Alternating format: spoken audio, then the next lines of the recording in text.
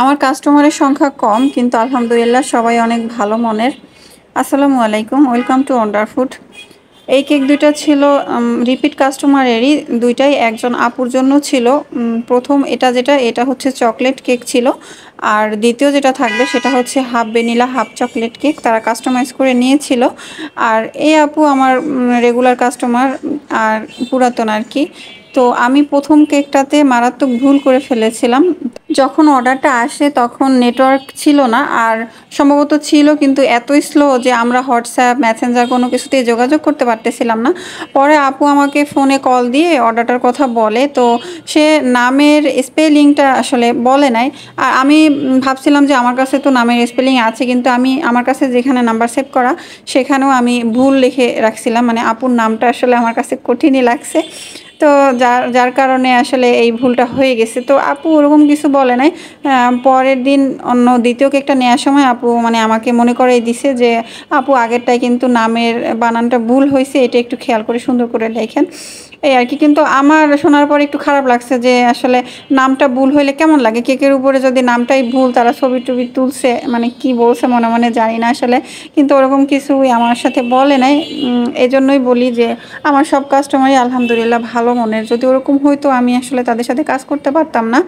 তো এটা ছিল প্রথম কেকটা। আর এই কেকের উপরে চকলেট যে গানাশ দেওয়া, এজন্য কোনো এক্সট্রা চার্জ আমরা ধরি না। এটাই আমাদের রেগুলার যে চকলেট কেক সেই ডিজাইনের আওতায়। আমি সিম্পল ডিজাইন মানে রেগুলার ডিজাইন নিয়ে দুইটা রিলস অলরেডি শেয়ার করেছি, সেখানে যেই সব কেকগুলো আছে সবগুলাই আমাদের রেগুলার ডিজাইন, এবং এগুলার কোনো এক্সট্রা কাস্টমাইজেশনের চার্জ ধরা হয় না। আমি দরকার হলে লিঙ্ক আমার এই ভিডিওর কমেন্ট বক্সে দিয়ে রাখবো, দুইটা ভিডিওরই একটু চেক করে নেবেন। অনেকেই বুঝেন না যে কোনটা রেগুলার ডিজাইন কোনটা কাস্টমাইজ ডিজাইন, তারা কনফিউশনে পড়ে যান। এই জন্য আমি ইনশাল্লাহ সামনেও এরকমের নর্মাল ডিজাইনগুলো নিয়ে ভিডিও আকারে দিয়ে দিব আপনাদের জন্য। আর এটা ছিল দ্বিতীয় কেকটা আপুর জন্য। দ্বিতীয়টা হচ্ছে half vanilla half chocolate cake.